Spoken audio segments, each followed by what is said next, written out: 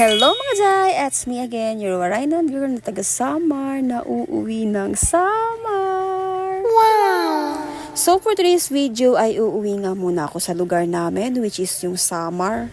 Nakalib ka ako ngayon ng mga 1 week kasi hindi naman pwede na puro na lang tayo trabaho at hindi naman tayo yayaman. At dumating na nga yung sasakyan na binuko sa Joyride, which is itong Toyota Vios papuntang NAIA Terminal 2. At hindi talaga pwede na hindi ito ang sasakyan ko kasi nga malayo-layo pa yung bibiyahin ko. Kasi dati nakapag-try na talaga ako na nag-book ako ng motor, which is nakaangkas lang ako. At ang nangyari dahil ay sobrang haggard ko talaga pagdating kasi nga open lang siya. To the point na kahit naka-jacket ka na, kahit nakamask ka pa, ay Diyos ko dahil sobrang lagkit pa rin talaga sa pakiramdam gawa ng maraming sasakyan at open lang. Kaya hindi ko na talaga inulit na mag-angkas lang ako. So, andito na nga ako sa loob at ang una ko talagang ginawa ay ipinatimbang ko muna yung baggage ko kasi gusto ko talagang siguraduhin na hindi ito lalampas ng 7 kilos. Kasi baka mamaya maglampas ito ng 7 kilos at magbabayad pa ako.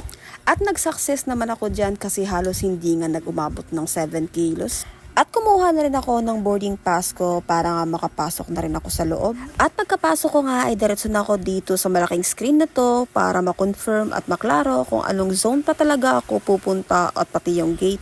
So gate 16 nga ang pupuntahan ko at doon na lang ako tatambay at mag-aantay para mamaya mas malapit na lang ako pipilak oras na tawag na. At AirAsia nga dyan yung airlines na sasakyan ko papuntang Tacloban. So ito nga yung oras, yung departure time is 4:35 AM tapos 3:55 naman yung boarding time. Habang nag-aantay nga ako dyan ay nakaramdam ako ng gutom at bumuli na lang ako agad ng siopaw. Siopaw? Siopaw pala. At after ko nga kumain ay natulog na rin ako dyan saglit. So ito nga, may kwento nga ako dyan, day. May gumising sa akin na isang babae na Diyos ko dahil muntikan pa nga ako maiwan kasi nga boarding time na. Kaya naman very thankful talaga ako kay ate dahil ginising niya ako. At sa mga oras na ito ay naglalakad na nga ako papunta sa loob ng eroplano.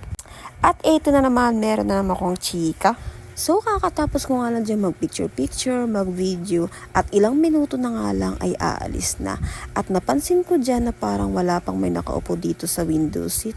Napaisip pa nga ako dyan baka malilate lang siya. Pero ayun nga hindi talaga siya tumuloy kaya ito happy ako at ako na lang talaga yung upo sa window seat. O ayan, video pa, picture pa, nakaupo ka sa hindi mo naman upuan Jai. And finally, andito na nga ako sa Tacloban at nakapag-land na. At naglalakad na nga ako dyan palabas. At syempre, very excited ako dyan kasi nga yung last na uwi ko pa talaga ay December. At sa awa ng Diyos ay ito, makakapagbakasyon na naman ako sa amin. Pagkababa ko nga ay hindi ko muna in-inform yung jowa ko na nandito na ako. Kaya lang ilang minuto na nga ako naghahanap sa kanya kaya tinawagan ko na siya. Sabay nga kaming nag-leave at nagmumotor lang kami papuntang Calbayog. At habang nag-aantay nga ako dyan sa jowa ko ay may lumapit na naman na pusa.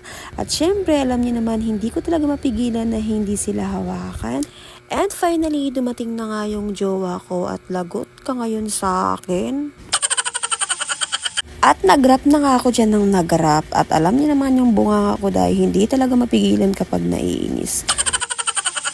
At hindi ko naman pinatagal yung inis ko dyan at kumalma na rin ako gawa ng naawa nga ako sa jowa ko kasi nga kulang pa siya ng tulog at dahil nagpa-meeting pa siya kagabi sa mga staff niya at marami pa siyang tinapos na trabaho. Kaya ngayon bumawi ka, i-braid mo yung hair ko.